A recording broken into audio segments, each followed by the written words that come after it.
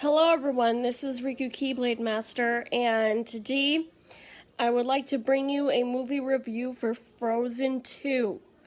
Yes, I know it's been a while since it's been out, but I finally got around to watching it on Disney Plus last night.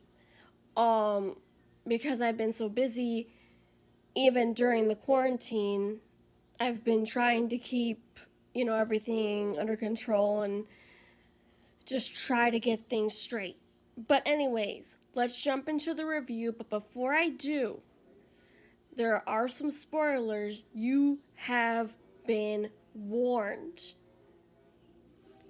If you guys haven't watched the movie yet, like myself, which is why I avoided reviews for it. Um well, I suggest you go watch the movie for yourself. So without further ado, let's get into it. Now, the movie starts with Elsa and Anna as little kids. Same way as the first one started, but this one had a bit more context to what happened when they were little kids. There's this, they're playing in the throne room, and then the ballroom, sorry, and the father and mother come in and tell Elsa and Anna that it's time for bed. Well, the king and queen give them a bedtime story. Well, the king starts off talking about some ancient war that their grandfather, aka his father, had fought in. And that's when this whole thing comes in. Later on in the story, he mentions a dam that was built as a quote-unquote gift of peace. But there, as you all know, there are 4 spirits: earth, water, wind, fire. I thought there would be a 5th spirit, a thunder spirit, but I guess they totally X'd that out.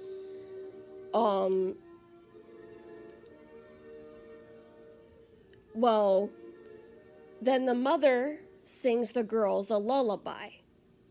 Something about going too far into an abyss and you'll drown or something. Why does every single lullaby have to have some sort of dark warning in it? I mean, that's a really good question that gets posed in the movie, and I'm very glad. Well, anyways, a mysterious voice. We fast forward to when the girls are older. And then after this part takes place after the parents were killed in the shipwreck. Now, the girls have had some new outfit changes this time. Elsa was wearing a beautiful pink dress. And, of course, one of the royal guards scared her. She was outside overlooking the kingdom in a balcony. And she had her hands on the rails, like you're supposed to. But the guard scared her, and she froze a partial of the rails. Or a royal greeter. I don't know. I don't know if he was a guard or a royal greeter. Anyway, so here's the thing that happened. So then they go in, and, Anna is in a really pretty green dress. I'm not going to say almost identical to the one she wore in the first one, because it was all one shade of green. Well, it looked to me like it was one shade of green. Being partially blind really sucks. Well, anyways, Elsa puts on her mother's scarf. And usually, according to Anna, whenever she puts that scarf on, something is wrong with her. So she turns in early after,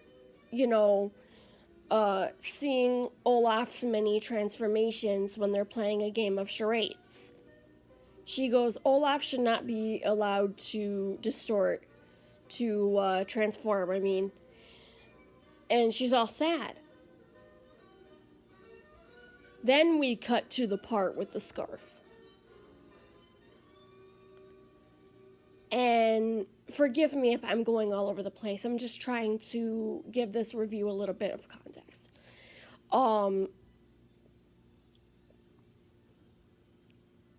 Now, after, of course, she notices that the scarf is worn on Elsa, she hugs Elsa and she tells her, she goes, I know what you need. And she starts singing the lullaby that the mother had sung to the girls when they were little. And Elsa goes, I know what you're doing. And Anna goes, well, it's working. And,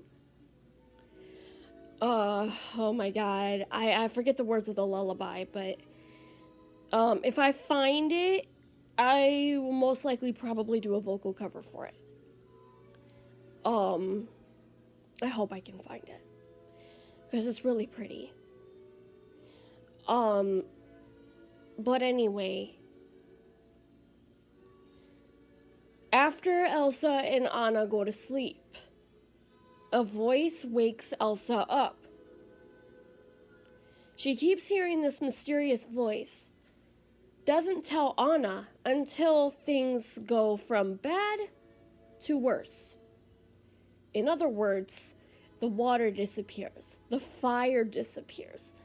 Everybody had to evacuate Arendelle, and that's where things go out of control. And Olaf is even having his own little mixed emotional issues, which one we'll get to later in the movie review. Now, here's the crazy thing. They have this fight. Elsa and Anna have this fight. Like, you really didn't, you didn't tell me? And Elsa goes, I didn't want to worry you. But I feel like she should have told her before, so things wouldn't have, things probably still would have escalated bad, but they still would have been a little more prepared. In my opinion, that's just how I feel in my opinion. But I also sympathize with Elsa keeping things hush until things go from bad to worse, because I'm one of those people where, yeah, like I always tell you guys, I don't want to worry you guys. But anyway, so we go through, and then eventually we get to this forest. Then they get sealed in. Then they meet all the different spirits individually. Olaf, has a little ballad about this will all make sense when I am older. That sort of thing. Trying to understand how things go from aging. And that's where his character development comes in. Then we get to his emotional state.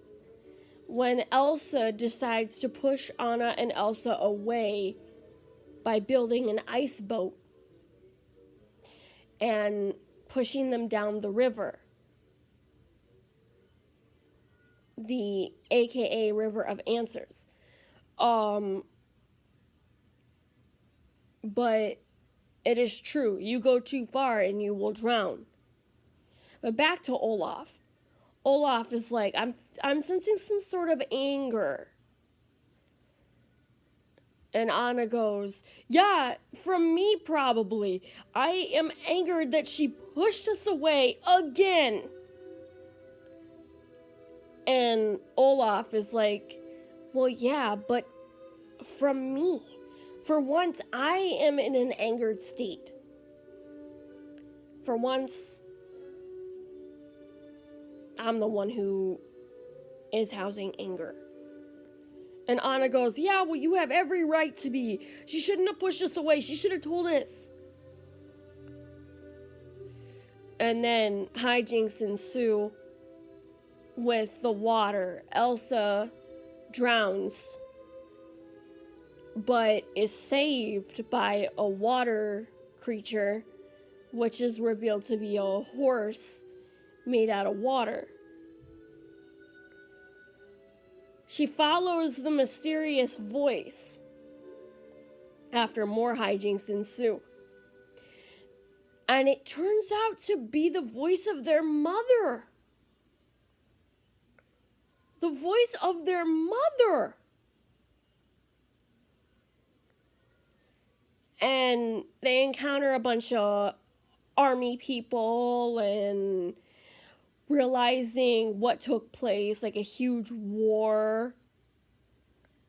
And because as the grandpappy said, you must go out there and find the truth, but be careful.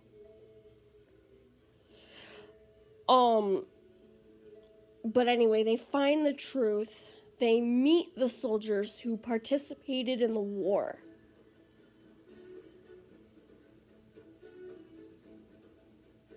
The Athener people,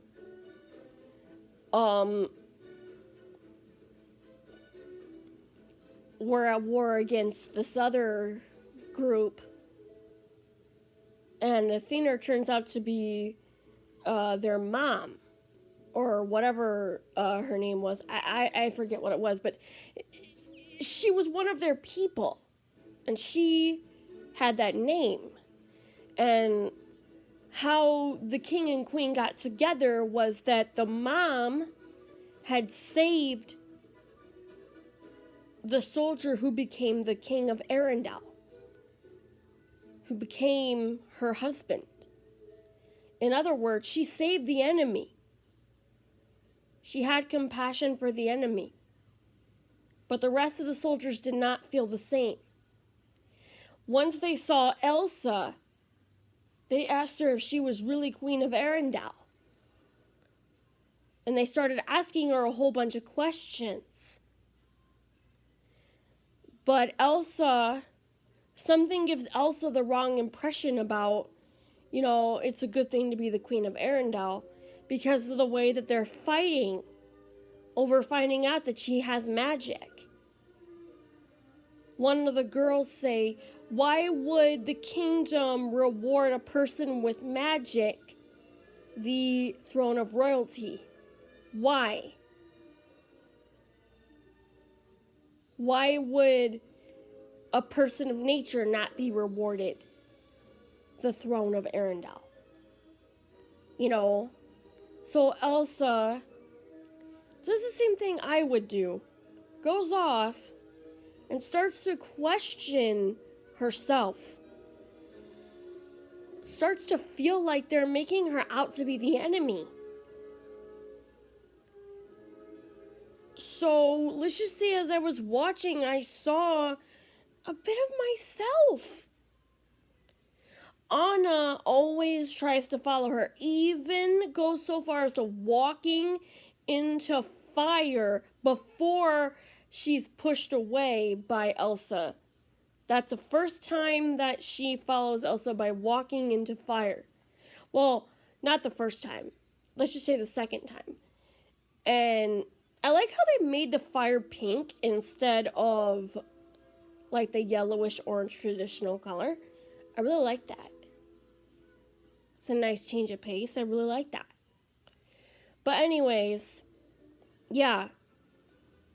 So in the end, well, towards the middle, of course, some giants try to attack and one of them senses Elsa, and then they Elsa and Anna actually end up leaving. But by the end, towards, the whole ensuance of the movie, behind the scenes, Kristoff is actually trying so hard to propose to Anna, but can't figure out the right way to do it. But fast forward, and it turns out that Anna and Olaf, after getting off of the raft, go into a tunnel with no way out, trying to find Olaf's pieces. They locate his nose, and then they're walking through the tunnel. Then all of a sudden, Olaf starts fading away. He starts fading away. And, I'm not even gonna lie, there are a lot of parts in the movie that wanted to make me cry. That literally I wanted to cry, but somehow didn't. You would think I would, considering my first time seeing it. But then again, it's more likely what I would do if it was a theater release rather than being just straight up loofed on Disney Plus for a home release. Curse this pandemic. I really would have loved to go see it in theaters. But anyway, every time that we would get a chance to go, my sister had to work.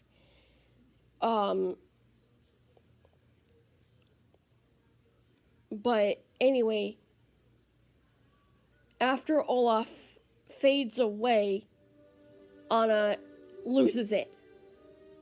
Then she finally sees a vision of their grandfather attacking a soldier on the opposite side that didn't have a weapon.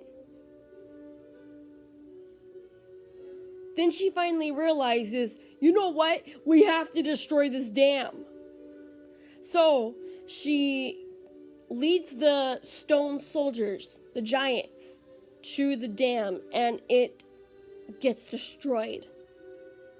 But Arendelle still stands. So the flag of Arendelle is still waving. Olaf comes back after Elsa asks a question to Anna. Do you want to build a snowman? And that's when Olaf comes back. Then it's discovered that Elsa is the fifth spirit. Elsa is the fifth entity. So she resides within the forest, and Anna takes the helm as Queen of Arendelle.